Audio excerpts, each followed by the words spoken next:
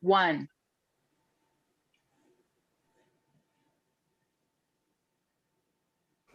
Hi everyone, Lindsay Horvath, your mayor here. Wanted to welcome you to the WeHo Reads series.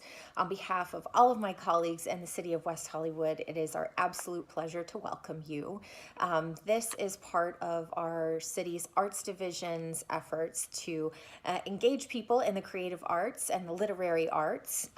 We have so much fun programming, whether it's our city's Poet Laureate, who brings such fantastic work to the city, whether it's the Little Free Library series or even Drag Queen Story Hour. We find so many ways to bring the literary arts to our community, to people of all ages in all different ways. I want to thank our staff for the work that they do to make this possible, and for anyone and everyone who is participating today and through the whole series. We hope that you enjoy today's programming and that you'll continue to engage with WeHo, the creative city. And thanks once again on behalf of the city of West Hollywood. Thank you, Mayor, for that wonderful welcome. My name is Mike Che. I'm the City of West Hollywood's Arts Coordinator, and I'd also like to extend a very warm welcome on behalf of the city to our 2021 WeHo Reads Literary Series online. You'll meet our producers, Dare Williams and Amanda Fletcher, in just a moment, and we've got a fantastic season planned for you, including such great authors as Charles Yu, who won the 2020 National Book Award for his book Interior Chinatown, and Miriam Gerpa, whose book Mean was declared by O Magazine one of the best LGBTQ books of all time.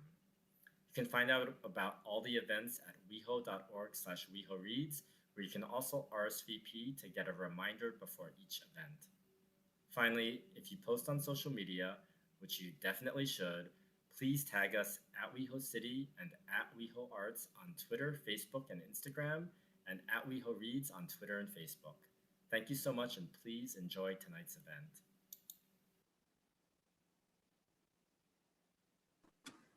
Welcome, everyone. My name's John Erickson. I'm a council member here in the city of West Hollywood. You get me live, unlike the video, which was frozen from my colleagues, but that's okay. The voice is still there.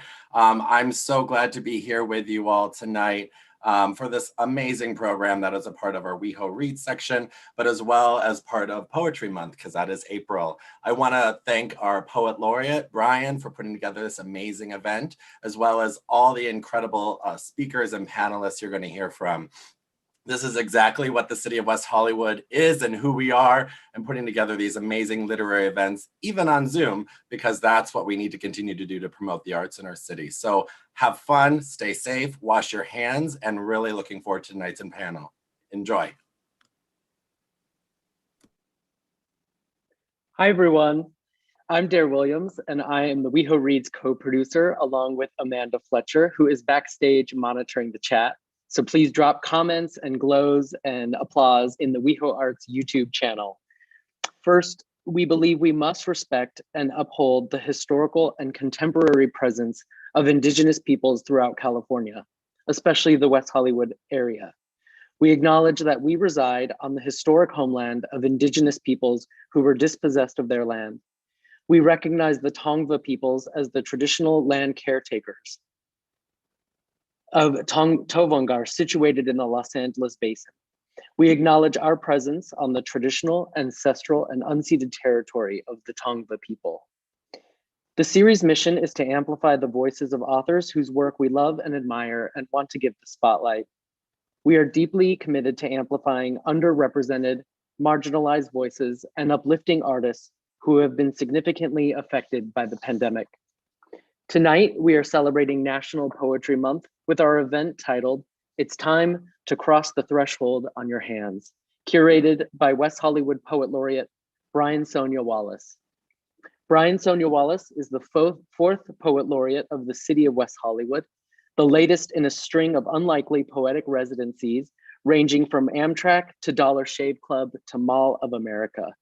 He has written poems for over 10,000 strangers based on their stories since 2012, and is the author of The Poetry of Strangers, which the New York Times says is full of optimism and wide-eyed wonder. He charms us.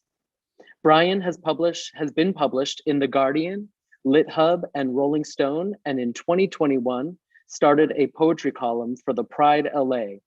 Brian teaches at UCLA Writers Extension and is the manager of education for Get Lit, Words Ignite, bringing poetry to the youth across LA County.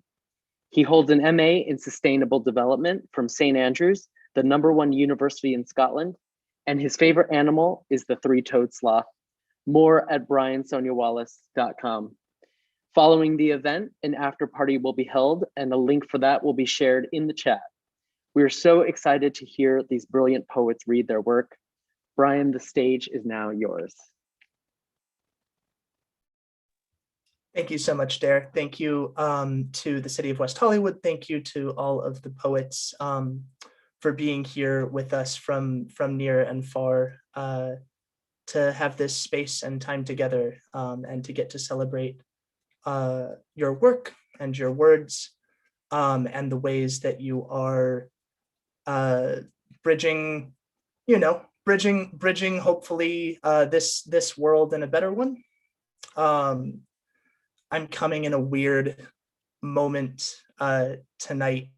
My dad passed away unexpectedly 2 weeks ago, yesterday. And so I've been at a threshold that I wasn't expecting to be at, and at a different sort of threshold is where I find myself tonight. And I'm curious to talk to all of the poets about the thresholds that you're at in your work, in your lives, in your moments. Because that's the theme. So I will share one quick poem to get us started and then pass things over to our first reader. This poem, a lot of the work that I do is responsive work in some way, either to a story or something that someone gives me, and I'm working with a videographer who sent me a video. And so this work is an attempt to translate the video and the sound into words, specifically thinking about accessibility and folks who may not have access to all the same sensory experiences. So it's a work in progress, but this is the last piece that I wrote. This is the last piece that I wrote 2 weeks ago. And so it's sort of a before moment. That's why I'm sharing it now. It doesn't have a title. It's a work in progress. I'm just a shape, reflecting light, trying to, imperfectly, like everyone else. I blaze the horizon's honey, one dawn to the next, get on my bike and ride. I'm looking for that pinpoint spot where the sun hits the curve on a blue planet. We only know that point because one time we got so far away that it was impossible to breathe without bringing your own air. And guess what? We did that on purpose. The open road has a hell of a call. While the mountains dare us to climb them, even our bodies say, practice. You may yet master what it means to move as a human in this world. But the violins all fall to pieces. Splinters keep speaking. We've lost so much on the road to being reborn. A man who knows music told me, don't praise the day before the night. I almost fall off the edge of a blue planet. Rumi says the wound is the place where the light enters you. I say, every note in this song is a reach. We are holes in sound, atlases shouldering the world. Will any of us make it? Arrive still, uncompleted, works in progress. In the flash of brilliance, the sizzle of creation, the ache and the majesty. And that's that. Thanks for bearing with that energetic opening here's where we are. We'll see where we go. I'm so excited to bring up as our first featured reader for this evening, Aleysha Wise, who is one of the sort of, I don't know, linchpins of the LA literary community, and particularly within the spoken word community for adults. She's the co-founder of the Spoken Literature Art Movement, or SLAM, and also the director of program development for Street Poets, which is an organization mostly serving juvenile systems impacted youth with mentorship and arts programming. You may know her from, you know, the Huffington Post, Bustle, BuzzFeed, Afropunk, work with the ACLU, Brave New Films, Google, etc. Please welcome to the Zoom stage, Aleysha. The Zoom stage works too. Oh, bios. I tell you, I'm just going to delete my whole bio and say she wants more love in the world. There we go. Cheesy, but accurate. I'm just going to dive right into these poems. Thank you for having me. It means a lot. And yeah, thank you so much, Brian. I love that poem, by the way. This first poem, I'm just going to dive right in, was a poem that it's been hard to write lately. I've actually wrote this before the pandemic and all that, but things were still, kind of leading up to everything before that point. And it was still hard to write, but these is one of those poems that I was asked to write particularly for a march. And I usually don't read it unless like I show up to a march, and this is not a march or anything like that. But it is, it feels like at the same time. And anyway, I combine work from other pieces. I don't know if it's anything I would ever publish, but it's the energy I'm in. So I wanted to start off with this. You've been borrowing me for so long. I forgot to demand myself back. Demand my life, demand my joy, demand my reparations. I was caught somewhere between freedom and not really being free. I found me sinking in a university lecture hall, feeling all, mama, I made it. All hands raised, eager, submissive, begging for a seat at a table I set. This is no longer a request to build us a house. We have died so much before we have died. We have come back the hammer. We are rebuilding ourselves into a home.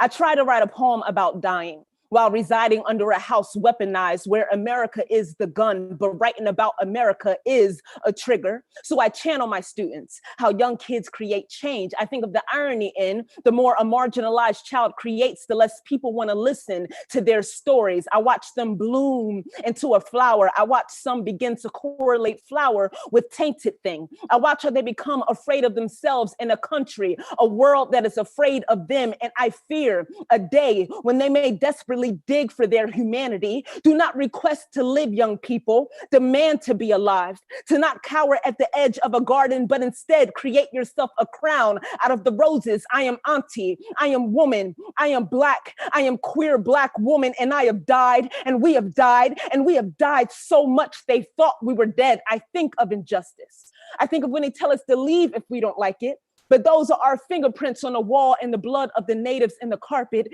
And those are our legislative signatures. And this is my Camden, New Jersey dialect teaching the children America. We are no longer asking for permission. You are writing us a check made out to the years of silence, how it entered us, forced its way onto our tongues, became our narratives we have never authored. We know how it can bleach a map. So I am writing our way home. We know how it readies our fist, makes them heavy and justified. Whew. It's weird how often you do Zoom performances and you still go, wait, the audience is not there. Anyway, I'm just gonna keep it going. This next poem, I don't really have a story to go with it. I just haven't read it in a while. And for no particular reason, it's just been a while. Sorry if you hear my husband, who's also a poet, really loud in the background because his voice is very loud. So here we go, teaching kids at the same time. This one is called Of the Women. Some of the women want to discuss babies, not the Some of the women want to discuss kitchens and cutlery, not the cuts and burns. They want to discuss penises, and that's fine. They want to discuss us kissing each other after the 4th glass of Merlot, and that's fine too. I discuss how a woman's body is my equivalent drink. Few laugh, I don't. One randomly brings up her taxes, it's July. During a laundry wash, all the women join me in the room. We discuss the smell, everything in here feels old and new. Before we fold the towels, we firmly tie the warmth around our necks. Let go. All of the women want to squeeze and let go and break and become, and if afraid, on some trapeze of a life in which we'll fly after we're pushed. Some of the women don't talk with their lips. I say, you good? She nods, smiles, post a flattering picture online. Some of the women remind me of who I pretend not to be.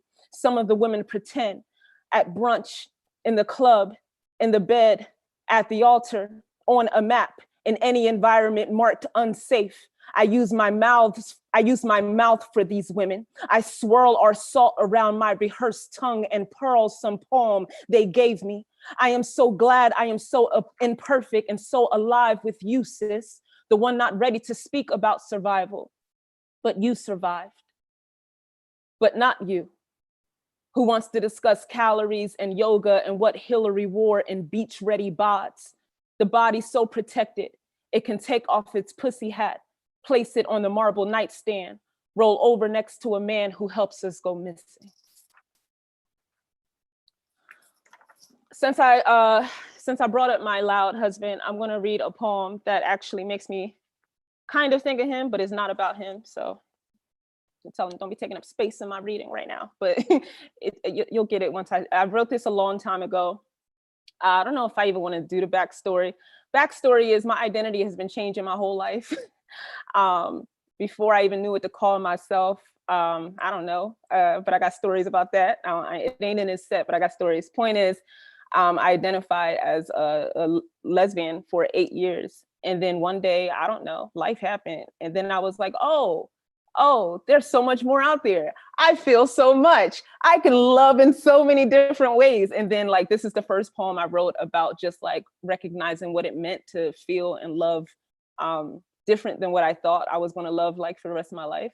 And I didn't wanna write this poem ever again. I just wanted to leave this because again, with my identity now, which I don't really know what to call it, I don't wanna take up space, but I know that I am this poem and a lot more. So it's called This Time. This time, there will be a celebration.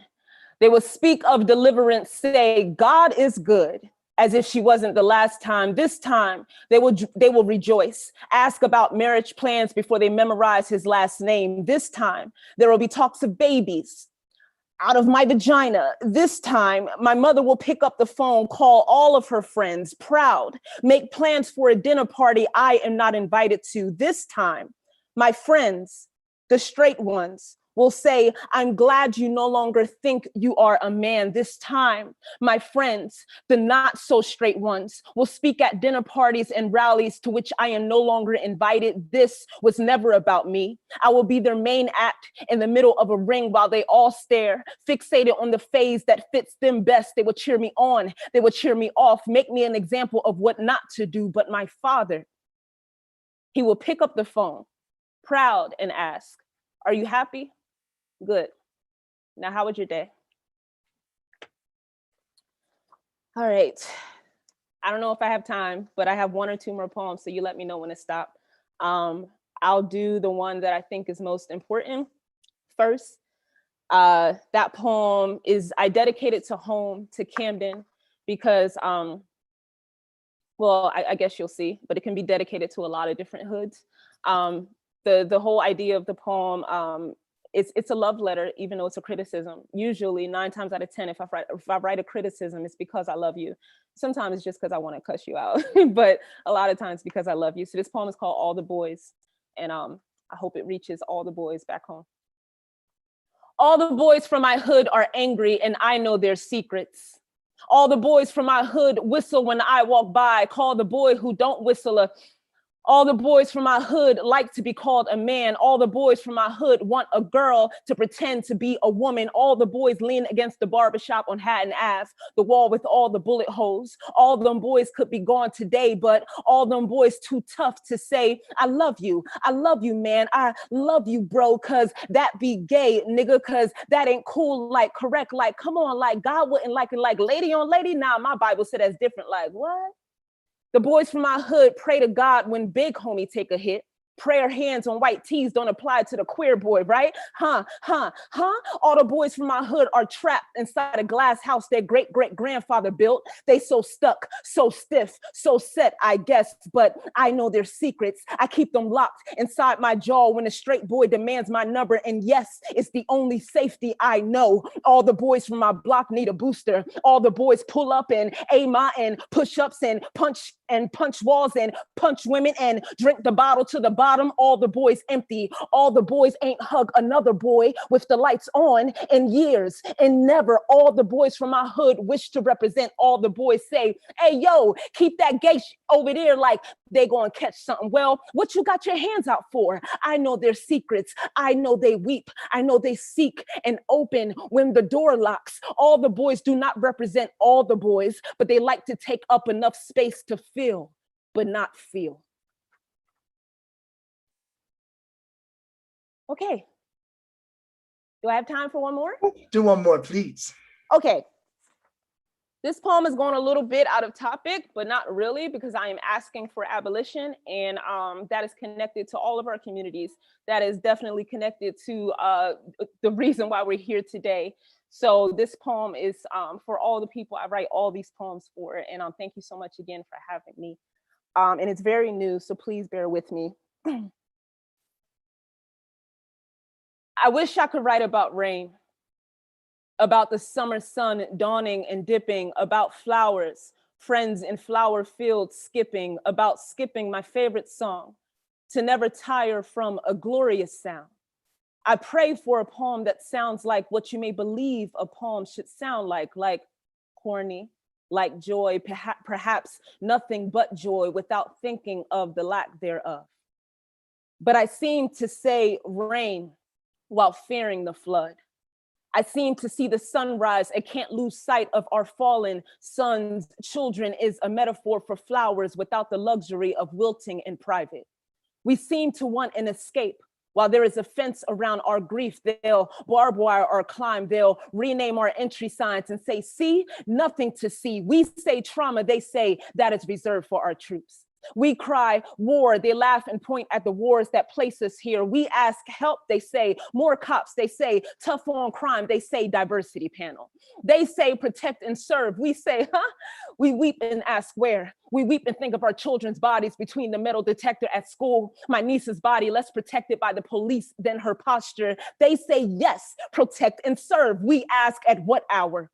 Before or after we file the first report, before or after the spill of bones becomes dust in your file cabinets, a collection of the ignored used only to enact more power, a collection of the ignored with no joy, no metaphor, no pretty pictures. They say they're in a hurry. We say never. You can't arrive fast enough to an event you choose to unsee. I am naming myself seen despite I am naming myself a colorful synonym when the grief is too much. I am mighty enough to imagine the absence of pain. I am not magical ever enough to erase it on my own, to pretend pain is a spill and quick clean. Here is to be shoved off a boat and wait for that same boat to come save you. It is telling my auntie, whose firstborn was shot and killed in 2003. It is telling me, who suffered an assault at 15, 16. It's telling my brother who is learning to live 8 years after a false conviction. It is a spit in the face to all my students, my people, those of us who lie awake at night, who know violence like we know our grandparents' absence or hands, to be told the only way to release our ache is to praise further punishment, is to pressure cook, is to pay raise. And there is a metaphor for that in these poems, but the only true synonym for harsher punishment is our death. So when I dare write of flowers, I am literally literally skipping in my mind. I am trying not to spill from what is inside. I am trying to imagine a freedom, ode to the parts of us that feel too lacerated to heal. When I dare write of flowers, I am dreaming of a replanting, an uprooting of a system that pushes prosecution as protection, that builds our caskets and asks us to appreciate the design. When I dare write of our right to be a free body, unfolded out of the malfunction that boxed us in. I am exercising our right to be great. I am exercising our right to exist without fear of what makes us feel like we have no right to. When I dare to, when I fully write a beautiful poem one day, without the makeup, it'll be because we became the poem I wanted to write. And we demanded, and we demanded, and we demanded, and we demanded, and we demand nothing except what is simply free and possible here. Thank you. Thank you so much, Aleysha. Oh my goodness. I think we have time, if we may. I'd love to talk to you a little bit after a breath and a water, just about your work and about the course of it. We've all had, I feel like there's been such a sense of divergent paths in quarantine because all of the spaces that often I think bring poets into contact are kind of, doing this. Band, I know that you, like, when I think of you as such a community builder and a mentor, through Slam, through the Poetry Lounge on Fairfax. And I'm just curious, how are the worlds that you hold? I think I'm very grateful enough to say that the worlds I hold mostly have been doing good considering everything. The Poetry Lounge is still doing really good online, and Street Poets is functioning. And I'm grateful because one of the things I love to do is bridge communities. I'm a very antisocial person who loves seeing people join together. So it's quite an interesting thing in my life. So the fact that I've been able to stay in touch with these communities and find ways to collaborate, and that we have total control over spoken lit, so we can choose where we want to collaborate. Things like that I've been doing on the side, like Black Women Necessary, which is it's about bringing all Black women and non-binary Black people together. That's been harder because it's not supposed to be online. That's something that is about showing up and having a safe space. So anyway, the point is, it's like we've been doing well, but there's some stuff that we're still trying to figure out how to adjust. But hopefully the world actually opens and we can make it happen soon. Thank you. That's what do you have any I think we're all taking it kind of one day at a time right now, is my sense, but are there things kind of on the horizon as we move toward that eventuality that you're thinking about or that you're dreaming of? It's just to make things bigger and better. I've been reanalyzing my purpose and all that, which I think a lot of people have. But before I would probably say, oh, I got this project coming up, or I'm planning this concert, which I actually was planning like a concert, but I don't feel like talking about those things at the moment. That's not to take away from others who I've seen people working on amazing projects and things. I just want to get better at doing it, at facilitating and making the communities available that I'm part of, and getting better at being a better teacher. So I have all the cheesy answers for you. I'm just trying to better myself and my communities by continue to show up and make sure that I'm staying true to myself and checking in on the people within these communities and saying, how can we continue to do the work today? Is it possible? Do we need rest today? So I've been taking it a day at a time and just doing my best to make sure we are staying alive and, drinking our water. Yes. Do you have, this feels like cheating because I know this is so much of what you do all the time anyways, but do you have either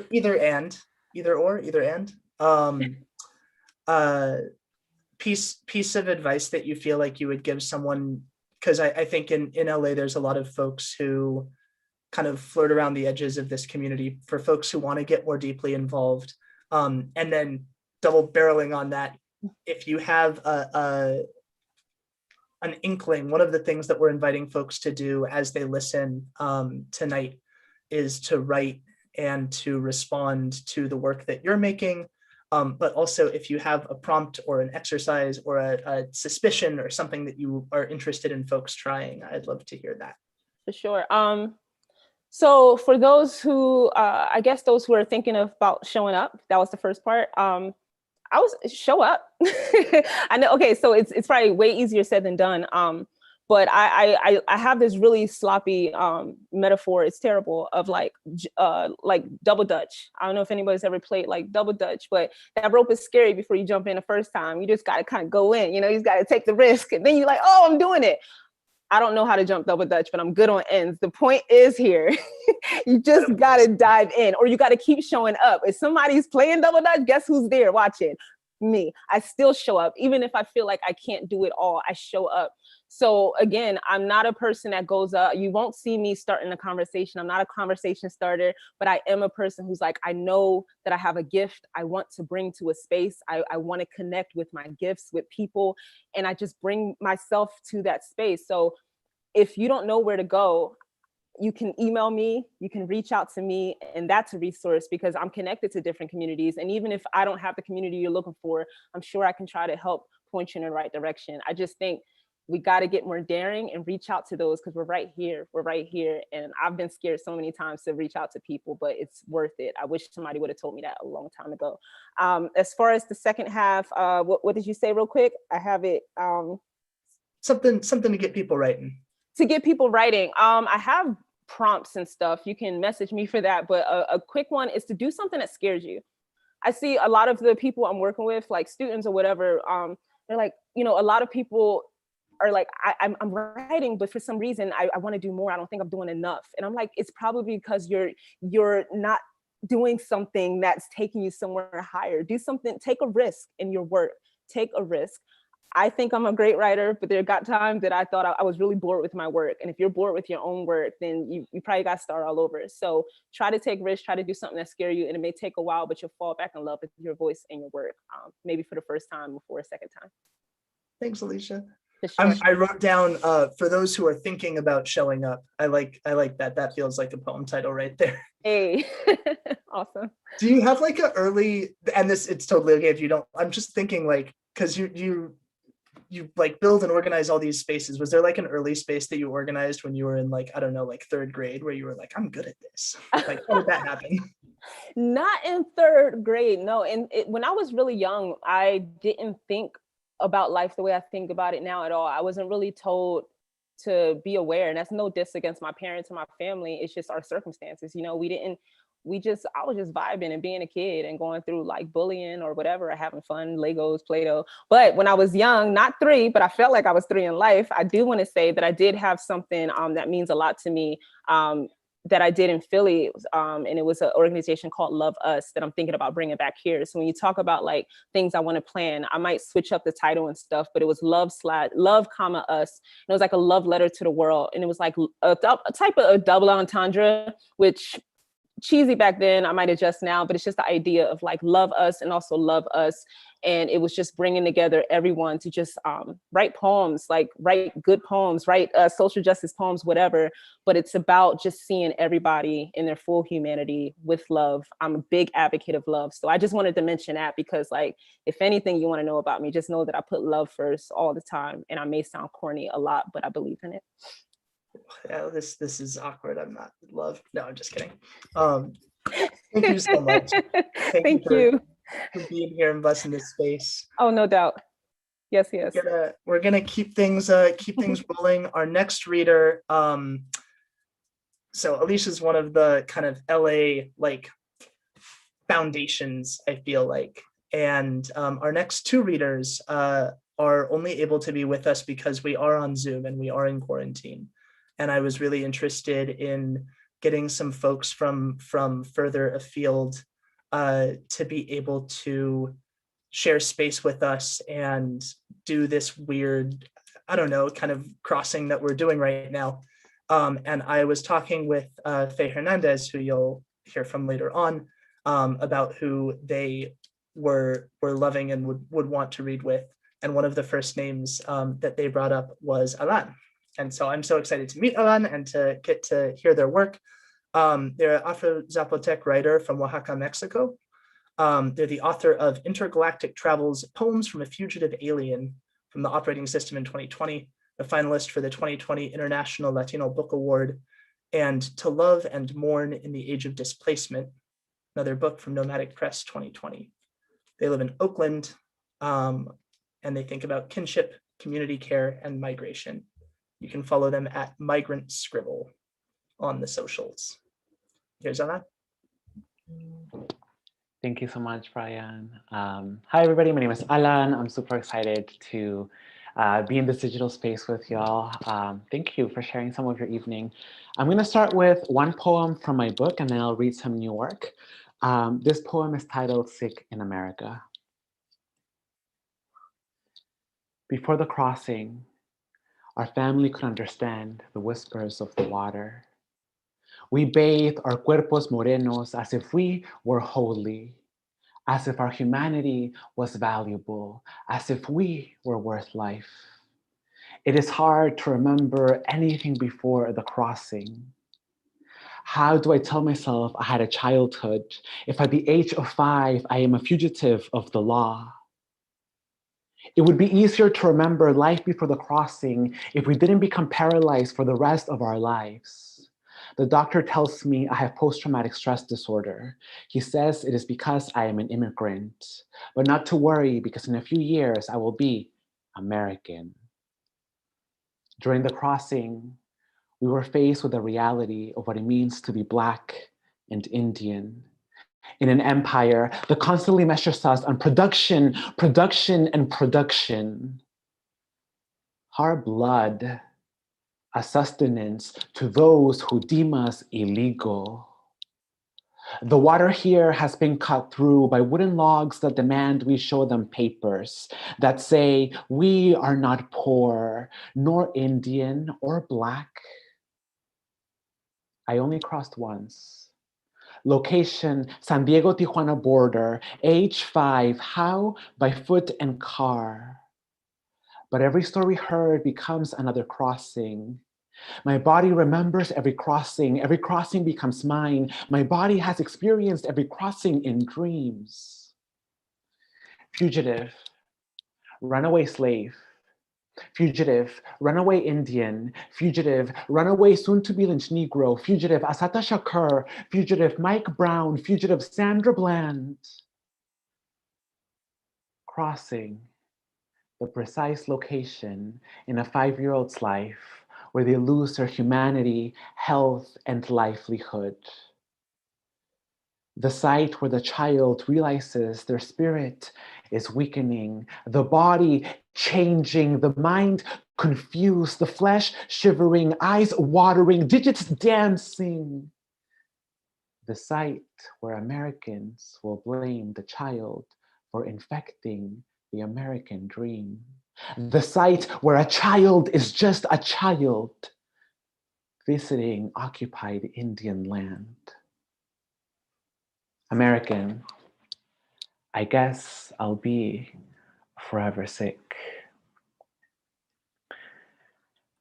So I grew up undocumented in the US for about 2 decades, and most of my work takes up the realities of what it means to be Black, queer, undocumented, Indigenous in the US, and making sense of that reality. I often think about how important papers were for like runaway enslaved people. They had to carry papers with them that said that they were free. I think a lot about how important papers have been in Indigenous communities, treaty after treaty after treaty, like an aesthetic of hyper-documentation. I think about American Indian boarding schools and the ways in which children ran away from boarding schools, and then they were pretty much looked for by the ones who ran the assimilation schools. And I think about undocumented migration. I think that we never posit this idea of papers in a longer genealogy of settler colonialism and global anti-Blackness. And I hope that if there's anything you take from me today is that genealogy. This next piece I'm gonna read is titled, On the Occasion That I Die Before I'm 30. On the occasion that I die before I'm 30, Go through all my photos and release the nudes. Search the notes section of my phone and click on addresses. The third one from the top. Go there with a dozen spoiled eggs and aim for the second balcony. Throw 8 eggs and throw the remainder at the other balconies to avoid suspicion. Tell everyone that the first time I made love to a happy trail, I was 17 in a cemetery. Ask my mama to adorn me in her pearl necklace. She'll know which one. Tell all my exes that I never stopped loving their trifling asses. But don't you dare invite them to any celebrations. Walk through the richest neighborhood you can find and steal the plotted plants. Bring them to the service and give them to all the guests. The dress code for 15 days following my death will be lace. Anyone who doesn't follow through never learned how to love me. Serve sour gummy worms, Kit Kats, and hot Cheetos as the appetizer. Pork belly and pineapple skewers as the main dish, and red velvet cheesecake for dessert. I want Ivy Queen's Yo Quiero Bailar as the opening prayer. If you must start a GoFundMe, only allow it to be to book City Girls as the main entertainment. I want to play him for 3 days in a row. In the closing remarks, there must be no mention of my migration or bravery. If anyone reads poetry, let it only be an ode to green tea donuts. When they finally decide to put away my body, spray rose water on my corpse. Pick up the oldest bottle of mezcal you can find and place it inside my casket.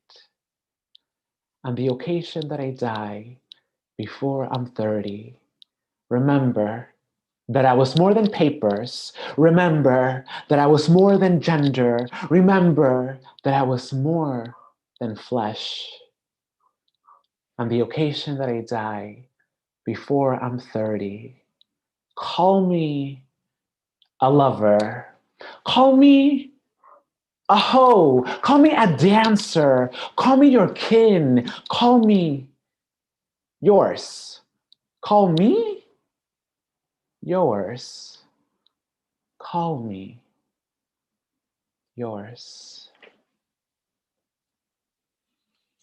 I'm thinking a lot about how we might interrupt settler futures, because the reality that we're living in right now is a reality that settlers and their descendants have imagined. And this is titled Future Story. It's currently taking up a wall at a gallery space in New York, and in the gallery space, it's on the right-hand side is in English, and on the left-hand side it's in Spanish, and I'll read the English story. Future Story. One day, borders will be a word that we study, a word so fascinating that future generations will try to understand. And thankfully, there will be no grammar for comprehension. Nothing will be forgotten, but borders will be unimaginable because in the future, the lack of care and commitment to each other that was required to oppress will be something no one has experienced. In the future, we will bring our memory. There will be many creation stories to how we got to where we are. The creation stories will be hard to tell. We will sob from the pain of betrayal, poor care, bad love, state-sanctioned executions, missing and disappeared relatives, endangered languages, extinct species, and the disaster of bearing witness to it all. We will also shake with joy when we describe what it felt like when settlers realized that they were the demise of relationality, when settlers begged Indigenous peoples to protect the land, and when Indigenous peoples made them sign papers, the same ones they've been so obsessed with, stating that they gave up their country, that they gave up their laws, and that they gave up all the land they had accumulated and mistreated. We will finally release tension when nations end and the storytellers get to the part where elders and toddlers made offerings so grand to the ocean, volcanoes, mountains, and dried waterscapes that words they had never heard before started coming to them in dreams. At first, they were terrified, but when they listened closer, they realized they were whispers and songs. Quiet, quiet tunes with instructions of how to offer and accept care. The same care that the whispers and songs had once experienced but had been denied. None of the stories will be easy to witness or tell. Our bodies will only tolerate to tell and listen to them once every few years, because in those moments, we will meet the past in its barest state, but we will still insist on the stories being told. And this other piece is titled Apocalypse No More. I think that for folks who never grew up with a very particular relationship to land and large communities, people always want to imagine the end of the world. But how dare we imagine the end of the world, you know, when we know so little about the world and when we relate to it in such a minute and abstract way. So this is my refusal to believe that the world is ending. And what if we never say apocalypse anymore? Change the word to something more precise, like we stopped being decent human beings, or we mistreated the land and so the land can no longer care for us like it once did. Or we wanted too much power, so we killed and killed and killed until there was no one left. And what if we never say apocalypse anymore? And instead, we say, the world is not ending, care is. Or, I have to leave this friendship because I don't treat you well, and I hope I can return soon and offer you generosity, tenderness, and respect. Or, please move into my home. There is an unused room. All I ask is that you prioritize your safety. And what if we never say apocalypse anymore? And instead, we lean on honesty and say, I am the most tired I have ever been in my life. I don't know what it is that I need, but I need help with the pain that sits at the top of my throat. Or, I haven't been there for anyone but myself, and I need help learning how to build relationships. Or, I am angry, and that is all I want to be right now. And what if we never say apocalypse anymore? Change the word to the day we committed ourselves to collective liberation, or the moment we chose one another, or the year we finally betrayed power and meant it. And what if we never say apocalypse anymore? And instead we say, the land is aching. From this day forth, all people are required to touch the earth, tend to its wounds, and apologize. Apologize, apologize. Or, we need new leaders, all have failed, bring forth the kids. Or, no one knows how to be in community, so we are ending all nations. From this day forth, our commitment is each other. And what if we never say apocalypse anymore and instead say, we fucked up? Or, we fucked up and so we fucked up. Or, we were fucked up, we fucked up, and the cycle is yet to end.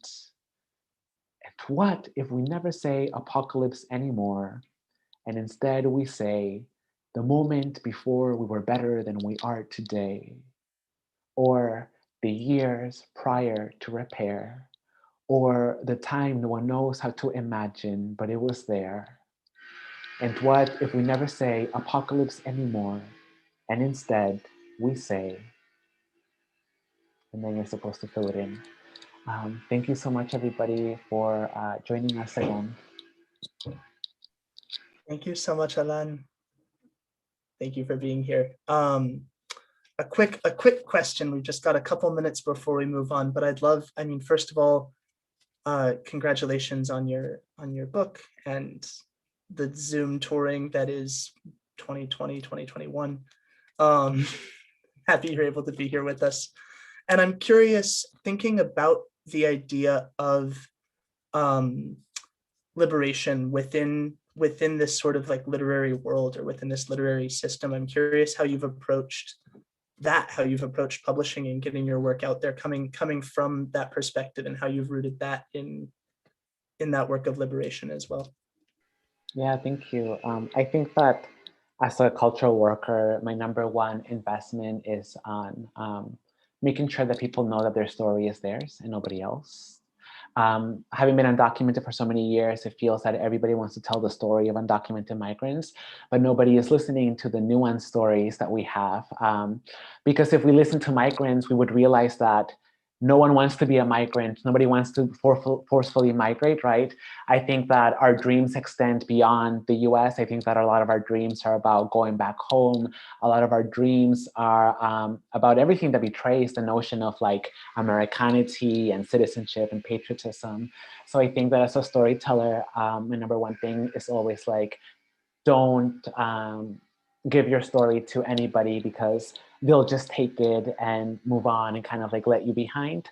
So for me, it's all about how do we work in community, how do we write together, and how do we refuse this notion of like the single author and realize that all the work that is produced is because of the world that's around us is insisting its presence onto us. Thank you so much for that. And we're at time, but I want to ask before I let you go. Do you have a prompt or a kernel for writing for folks? Yes, so make a list of everything you have been denied and imagine how you will receive it. Oh my goodness. Okay, I'll have to write that down. Okay, thank you. Great to meet you. Going further afield, and to the poet who I've known the longest here, I'm really excited to be able to share space with Harry Josephine Giles, for whom it is currently 5 minutes until 3 in the morning in Scotland. And she is here, and bless her for it, every friggin' second. Yeah, Josie, I knew at university, sorry, I'm bringing you into the chat, and was one of the first folks who I think really helped inform my activism and thinking about sort of, I don't know, Scottish trains of thought that aren't even really in the discourse that I found in the US, like open borders and so much more. They've since gone on to write a verse novel, Deep Whale Orcadia, which is coming out with Picador in 2021. They've got poetry collections, The Games from Outspoken Press 2018, and Tongut. It's Scottish. From Freight Books in 2015, which collectively have been shortlisted for the Forward Prize for Best First Collection, Saltire Prize, and the Edwin Morgan Poetry Award. They've also got a PhD in creative writing from the University of Stirling, and have done a lot of really great theater, which is how I knew them originally. And I like the shout out that the piece What We Owe was picked by the Guardian's Best of the Fringe 2013 roundup in the But Is It Art category. Please welcome Harry Josephine Giles.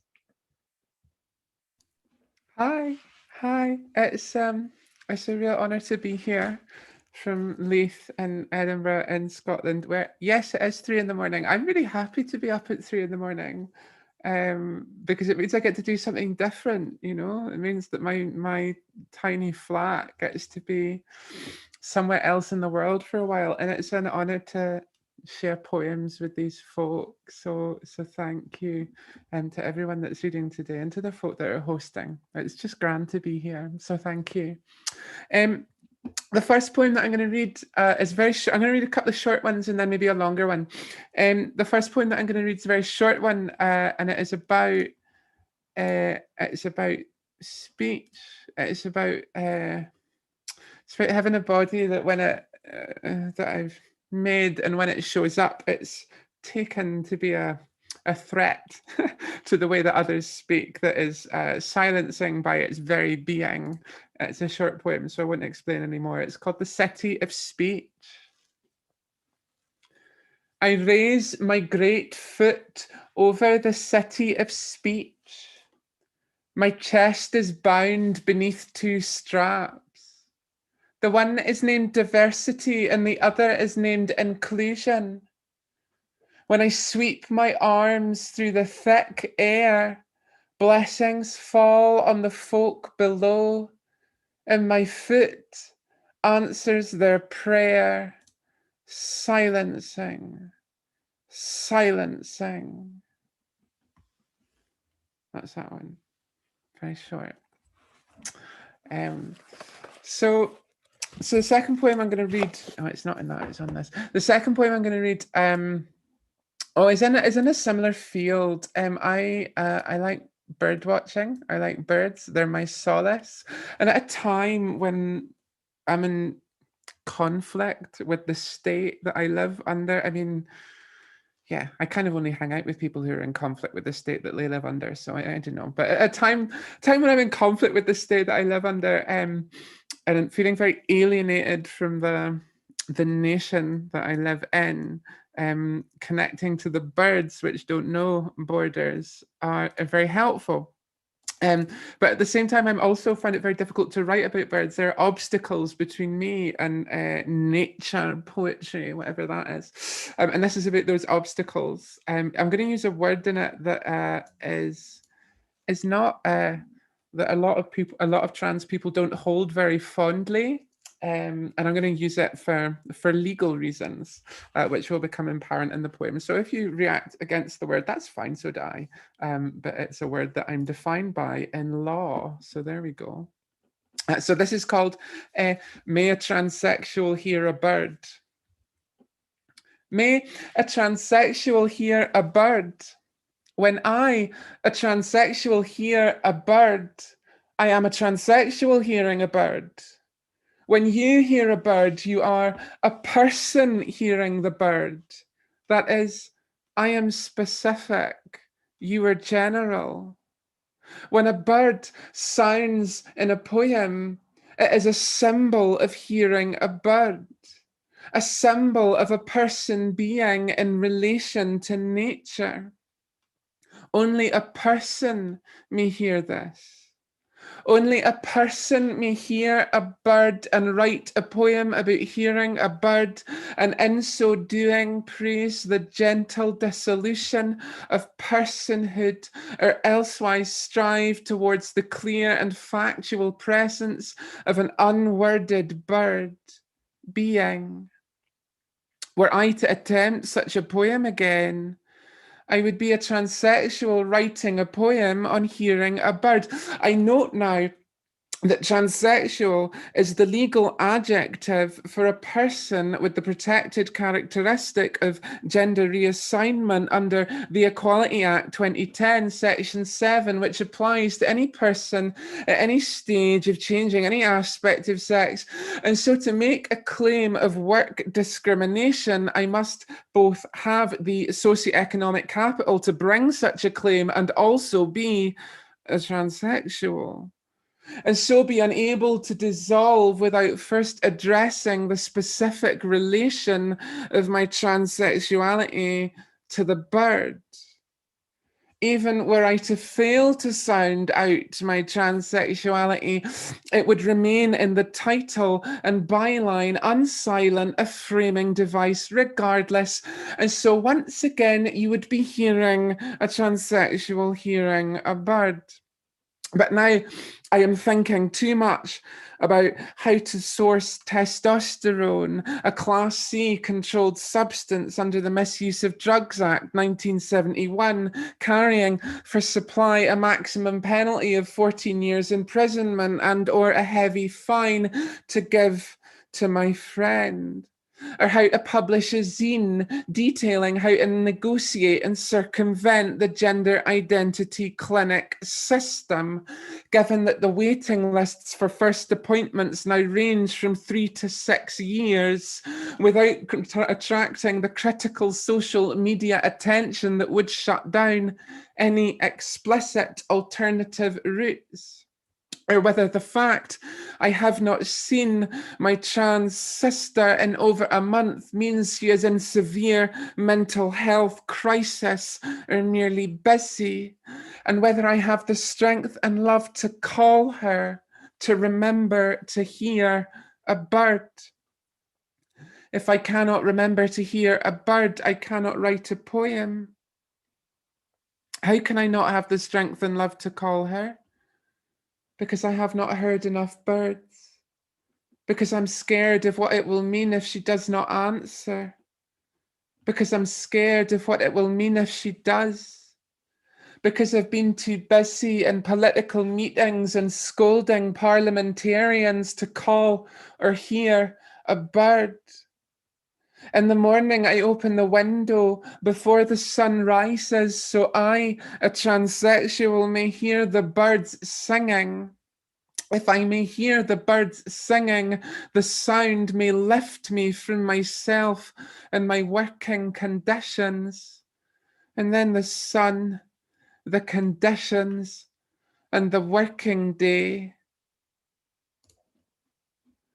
That's that one. Cheers.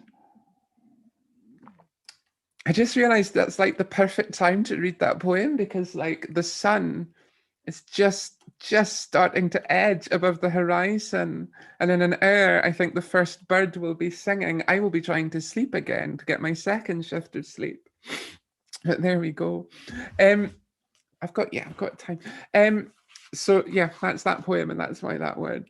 It's been quite something, right? So in the UK in the last 5 years, we've been struggling against a severe moral panic about trans people, and we're just starting to see that like wave break over the so-called United States, and like we've been saying for the last 5 years. It's terrifying, and I'm so sorry that it's happening on those lands as well. And whatever learning from that and whatever tools from that we have to offer, I would love to have more of those conversations, because it's been a time and we're finding a way through, and we'll find a way through together. This is another poem on similar themes, I suppose, about the difficulty of writing in particular conditions, the difficulty of writing when things are assumed, when you don't know yourself. It's a long poem. You can find it online. It was published in this journal. I don't think you can see, because my ring light's too strong. It was published in the Cambridge Literary Review, very fancy title. But if you Google my name and that title, then you'll find this poem. It's called Them with an exclamation mark, like the film with the giant ants or whatever. Them. They swallowed a small blue pill and settled to write a poem. The desk was large, the coffee was strong, the sun had risen an hour earlier behind clouds. They reflected on their sex. You encountered the text. A sentence is a subject, a verb, and their ornaments. They planned to address the lack of poems in their body of work identifiable as trans poems, that is, poems which narrate their sex. They had identified this lack the previous year when considering whether or not to submit their latest book to the relevant prize under the transgender or bisexual category.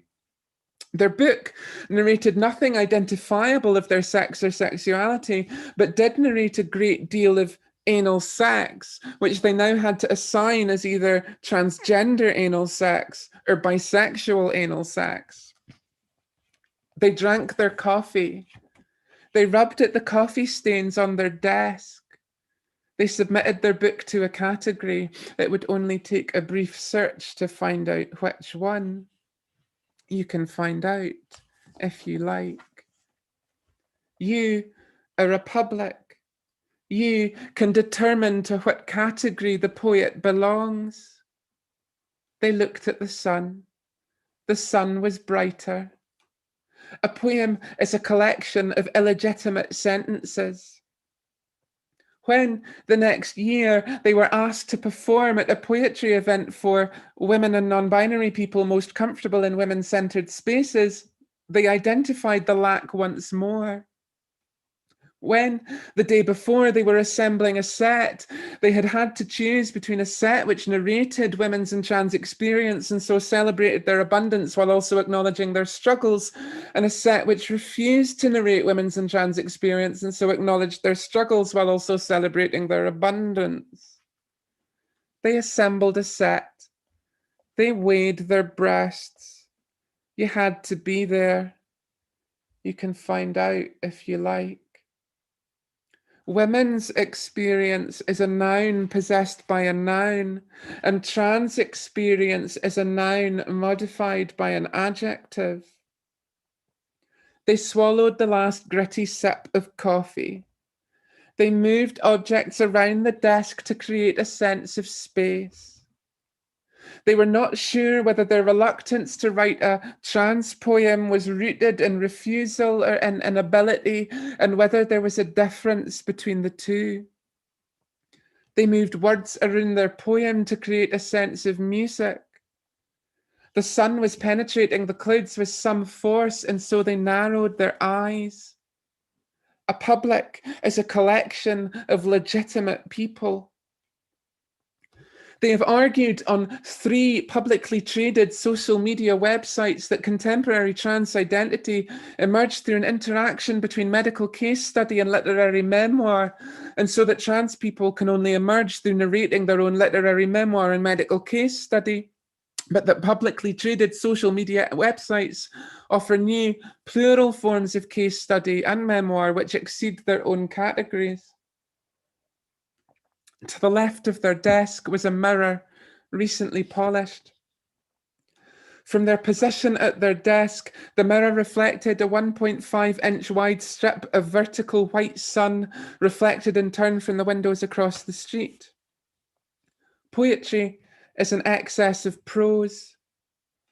You can determine to what category the text belongs. You can determine when you appear. You are obscure to them. They ask you to appear. You hold the text. They wait. You wait. They chose to obscure the brand name and dosage of the pill mentioned earlier in order to decline to reveal their sex, stacked and split like an infinitive.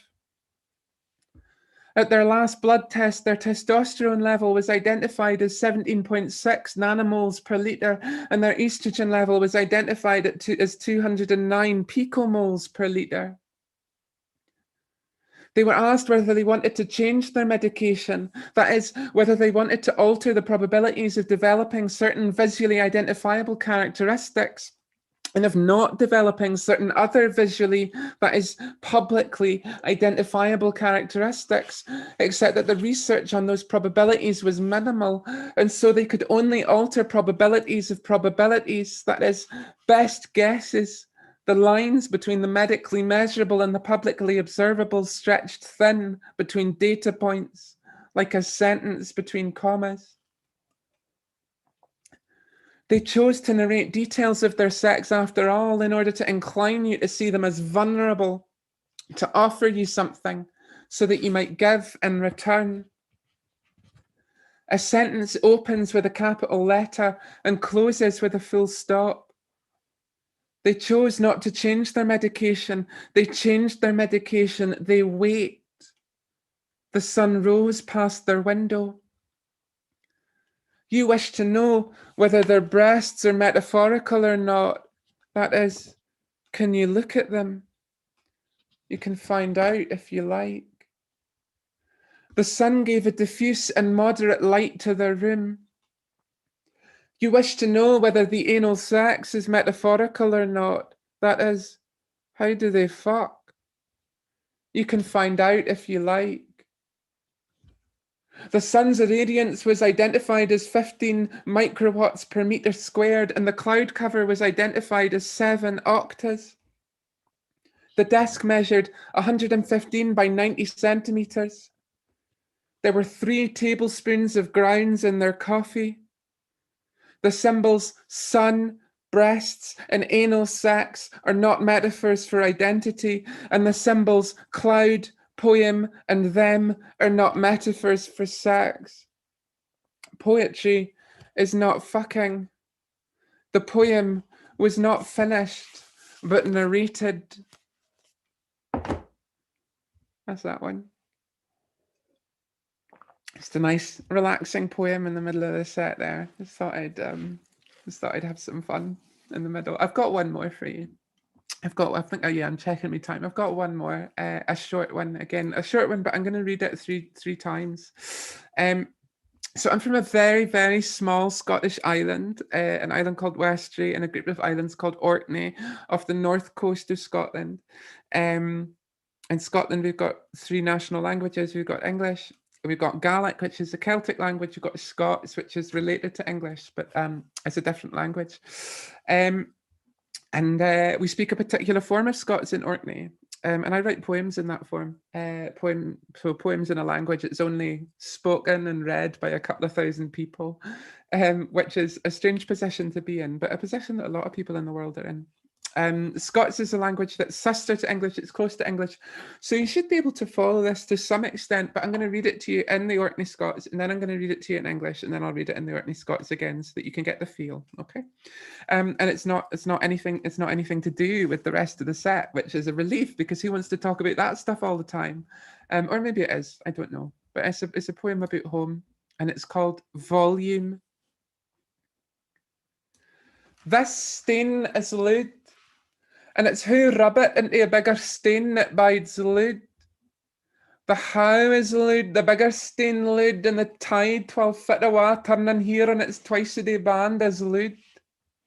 Loud, the rich spread o' tangle. Loud, the trinkle o' iper for the field of bin. Loud, the runic track o' the chaldro in the loud sand. Loud, the 3/4 sun. When there's nae body to hear, this and more is loud enough to dave, to mak bleed, to brak bane, to shock a pertly unwary hearing object, was no here. This stone is loud, and its hollow rubbed into a bigger stone, it rests loudly. The hollow is loud, the bigger stone loud, and the tide 12 feet away, turning here on its twice daily hinge, is loud. Loud, the rich spread of kelp. Loud, the trickle of manure for the field above. Loud, the runic tracks of an oyster catcher in the loud sand. Loud, the 3/4 sun. When there's no one to listen, all this and more is loud enough to deafen, to make bleed, to break bone, to shake apart the unwary listening object who is not here. The how is loud. This stain is loud, and it's how rub it into a bigger stain it bides loud. The how is loud, the bigger stain loud, and the tide 12 foot awa turning here on its twice-a-day band is loud.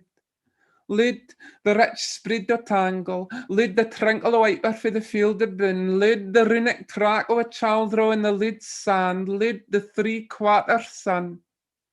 When there's nae body to hear, Oh, this and more are lewd enough to Dave, to Mac Blaine, to Brack Bain, to Shaka Pert, the unwary hearing object, as no here. That's that. And that's your poems. Thanks so much for having me, and thanks to every other reader in this event and to the organisers as well. It's such a pleasure and such a joy. So thank you. Thank you, Josie. Only in Scotland at 3 a.m. is the sun starting to rise and the birds singing. That's an absurd time for that to happen. You on top of the world and all. Yeah, how, I mean, I just want to say, how are you doing in the sense of with your writing and with kind of the course that you've been on, you know, with the book coming out? Are you like laying fallow as that prepares to launch? Are you doing 5 million projects? What's that looking like for you?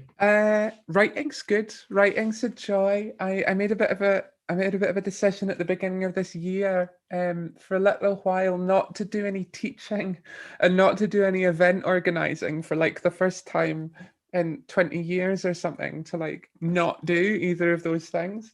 You can not do that? That's You possible. you cannot do that. And I decided I was just going to spend the year writing and experimenting. And that's partly because I've written this book that is coming out in October. And I've been working on it for 6 years. And it's been a massive, massive effort. And it's a big thing for me, this book. It's an important one for me because it's written in this language, the Orkney language, alongside English. And it's also like, it's just bigger in scope than anything that I've done before. I have to get up and work on the proofs tomorrow because we're that close to publishing it. And it's nearly broken me trying to make this happen. So the rest of the year is just like, I'm just going to write in a very relaxed way with no particular purpose and with no particular aim, because it's been knackering getting that book out. And then alongside that, trying to make space between the writing for the political work that I'm involved with and between the political work for the writing, and holding those two together. So yeah, performing's a tonic in the middle of that. Good. Oh, I'm so glad. How has that been in quarantine? Has it been not ongoing, just more of a pain in the everything, or have things paused? Yeah. I mean, I've definitely performed less in the last year than any previous year since, again, in like 20 years. And like, this is nice. Like, I like a Zoom performance, and I like learning different kinds of feedback, and I like figuring out how to make this work and make this an enjoyable thing. But my goodness, I miss a live audience so much. I live for them. I live for that conversation, that physical sense of feedback. And then, yeah, I'm longing for it. I think by the end of the year, it'll be happening here. So yeah, longing for that. Fingers crossed. All right, we're out of time, but do you have a prompt to leave us with, my friend? Sure, of course. I'd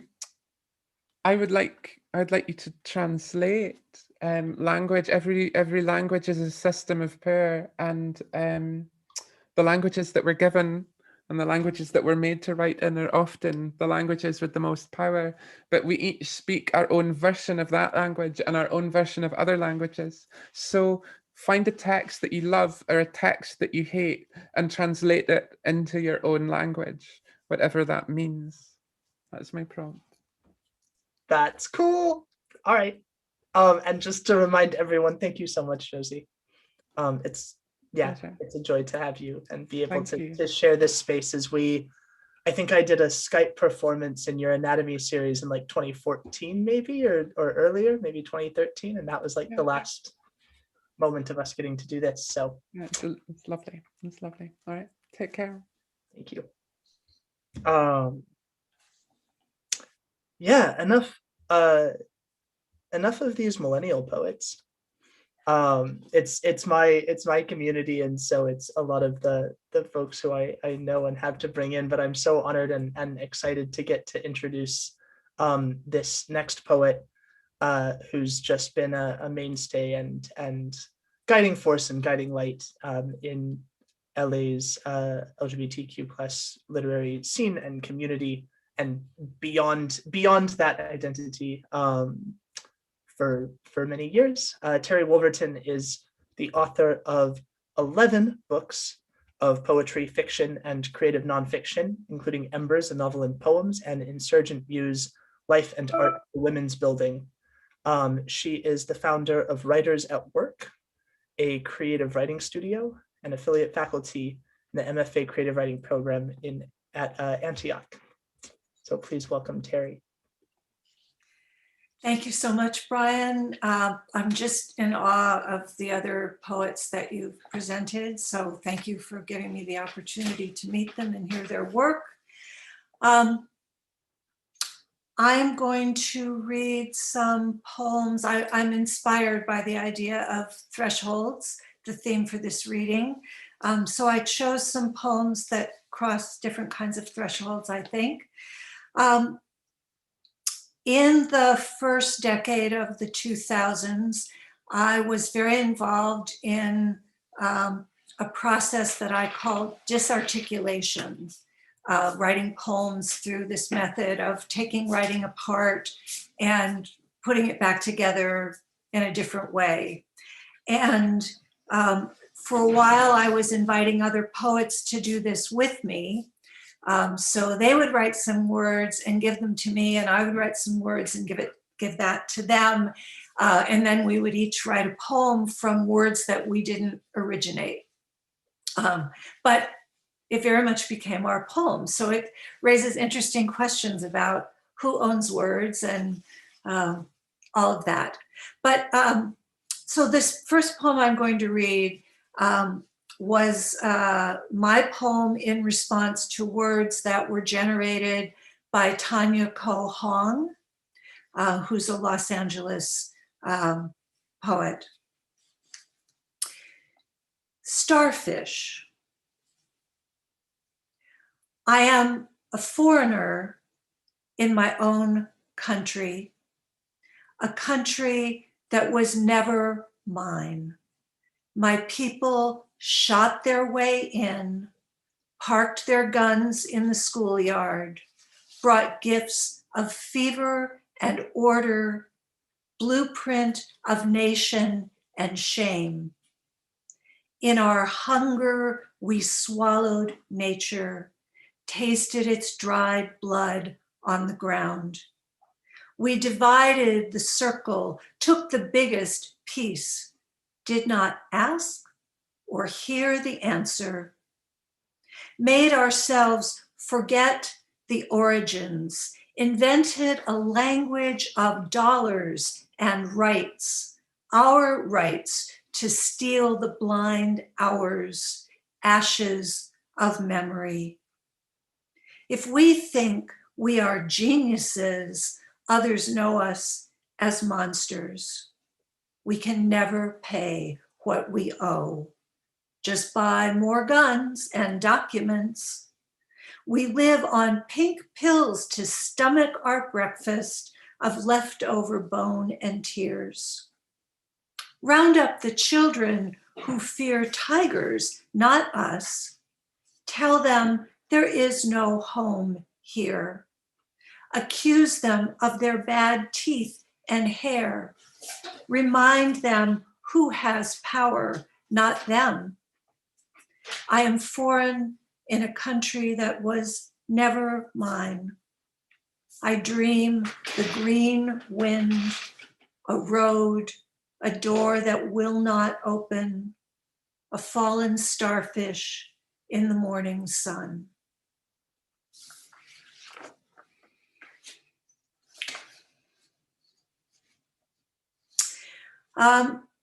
This next poem, there's a poet by the name of Robert Lee Brewer, and he wrote a book called Solving the World's Problems. It's a book of poetry.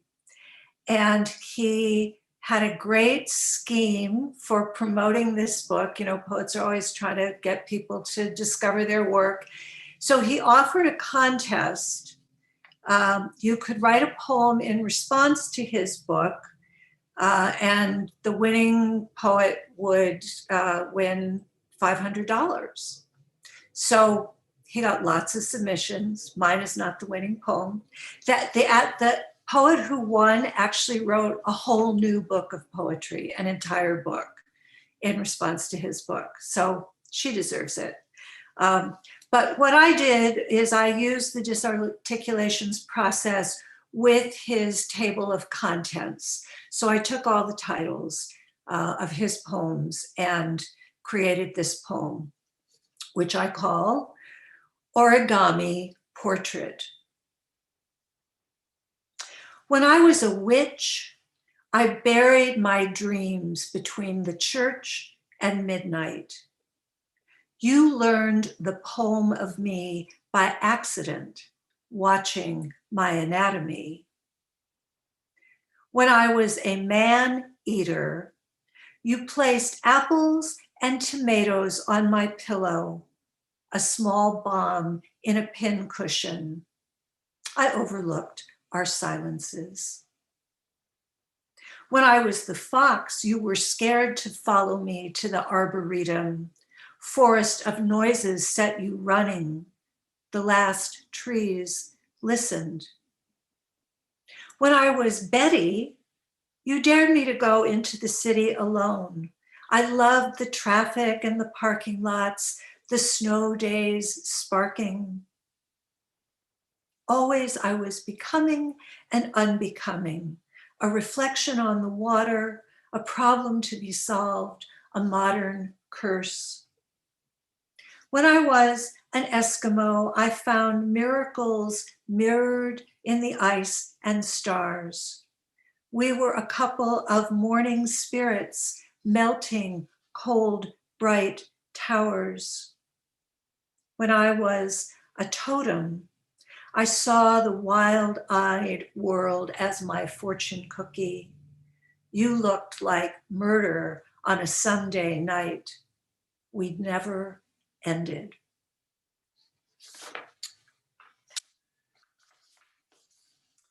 I'm going to read a couple poems from my collection, Ruin Porn, which is all disarticulation poems.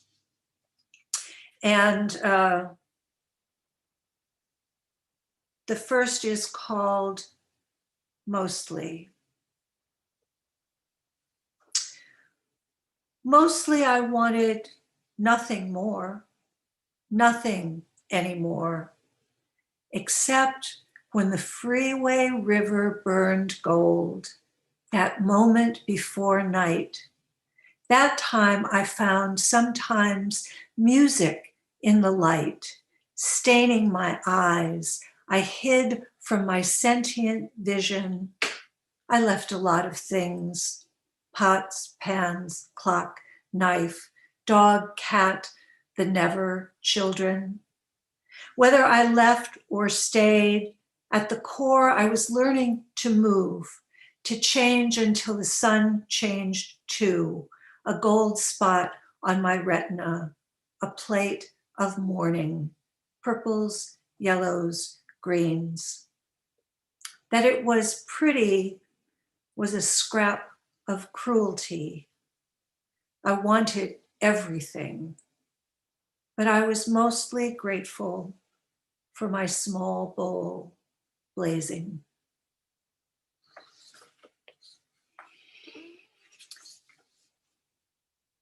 This poem is called Wonder. The afterlife was a blur. If there was beauty there or trouble, I didn't know. I was tempted not to stop at all. So much speed in the cereal bowl. 1,000 miles from jail to being stardust inside the galaxy's polka dot refrigerator. I felt I was trespassing on this city of death. I tasted its sour coffee, bounced on beds of sky. It wasn't for me. I had never prayed to the pointy hats. On the other side of the door were pickles and chocolate, money and fire. I had to escape. Blackbirds, my navigation device. Maybe I would burn for it later, but until that time, I would not wonder, but sing.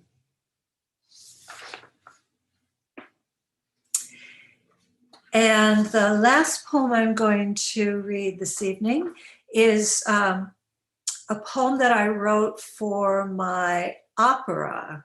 I wrote the libretto of an opera, and I got to work with David Ornette Cherry, a brilliant, beautiful jazz composer. And this is, well, in the opera it's a song, but tonight it's a poem. The opposite of fear is love. The opposite of fear is love. Too long shuttered, heart begins to freeze. Too long shuttered, heart begins to freeze. Love, too, is the shuttered opposite. Freeze of heart, fear begins to long. Opening feels like dying first. Opening feels like dying first. The ice cracks and you are drowning. The ice cracks and you are drowning. First, you are ice and drowning, like opening, dying feels the cracks. Till at last, cells can drink their craving. Till at last, cells can drink their craving. Then you warm to calm gold light. Then you warm to calm gold light. Craving can last you till light. Drink at their gold to warm, then calm. Drowning is the opposite of calm. First, last, like ice dying to drink. Fear begins at cells, then cracks are opening. Love feels too long till heart can warm to you and you. The light freeze shuttered their gold craving. Thank you. Thank you so much, Terry. Oh my goodness. How are you continuing to write your disarticulations, or are you on to new horizons? I kind of feel like for a while, well, actually I wrote one earlier this year. I did a project with a group of students at Fairfax High School in a English class, and I ended up disarticulating their poems and writing a poem from it. But mostly I kind of feel like I'm back in more of a, sort of a confessional phase. My mom died last summer, and that's definitely left its impact on my writing process. That exploration. Yep, I'm interested to enter into that and see what the heck happens. Yeah. I'm curious, just because I feel like you are coming in having this like sense of the kind of LA literary scene and how it's evolved, that like I want to know all the things, but we have, a couple minutes, and I'm curious from your vantage point, what you've seen as kind of changing or transforming through the years, and what you've seen as the through line, what you've seen as staying constant. This answer may have nothing to do with the question you asked me, but one of the things that I've always appreciated, because Los Angeles does not have a big poetry establishment, as in the way that, New York certainly does, San Francisco, some other places, but it's meant that poetry has arisen out of communities, and lots and lots and lots of communities. And the wonderful thing when it happens is that those communities come together and intersect. So the poetry that was being created out of the Los Angeles Gay and Lesbian Center could intersect with what was going on at the world stage, and could intersect with what was going on with the Tuesday night series in Little Tokyo. And so there's been this beautiful cross-pollination that I think is the through line.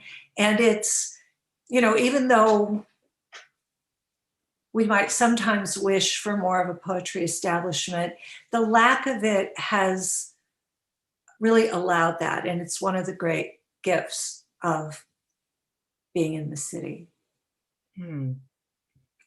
I so appreciate that. How has it been in terms of sort of working with Antioch, and then also having all of the poetry communities kind of outside of academia that you've been a part of? I'm curious what that conversation has looked like for you. Well, if you're going to work for an institution, Antioch is, you know, definitely, you know, alternative, socially justice minded, and more receptive to community influence than some schools might be.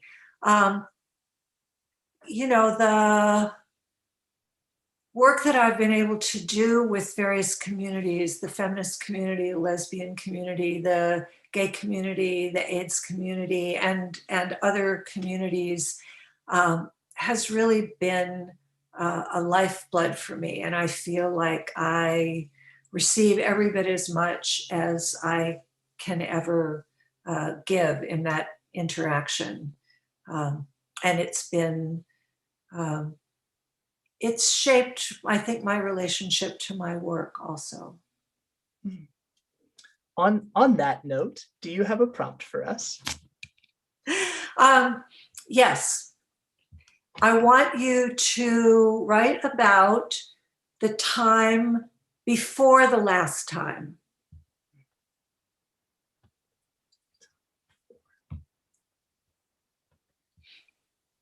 Thank you. Thank you so much, Jerry. Thanks for joining us and bringing your presence and your energy and rounding out this group. Great. Thanks so much for having me. Pleasure. Well, they told me I had 2 hours, and so being me, I was like, I will fill up these hours. And so I am so happy to introduce our final poet, who is joining us from the past. They recorded their set, I want to say 2 days ago, and sent a video because they got, you know, they got real famous and have other gigs, which is very exciting in this time when it's hard to do that. And they're gonna close us out for this evening. And I'll remind everybody at the end, we're gonna take a moment to, you know, use the restroom and get ice cream or do whatever you need to do. But I will be hosting a space for about an hour after this at bit.ly, that's bit.ly/Brian Type, BRIANTYPE, to come. And if you've written to any of the prompts given today, to share, or just to be in space with each other, where we're not just listening to a YouTube. That being said, here is our final reader for the night. Fei Hernandez is an Inglewood-raised immigrant, non-binary trans visual artist, writer, and healer. They're currently the president of the Advisory Board for Gender Justice LA. They've been published in Poetry, Oxford Review of Books, Frontier, Breakbeat Poets, Pink, and others. And they're the author of a new book, Hood Criatura, from Sundress Publications 2020. And they would like you to know that they collect Pokemon plushies.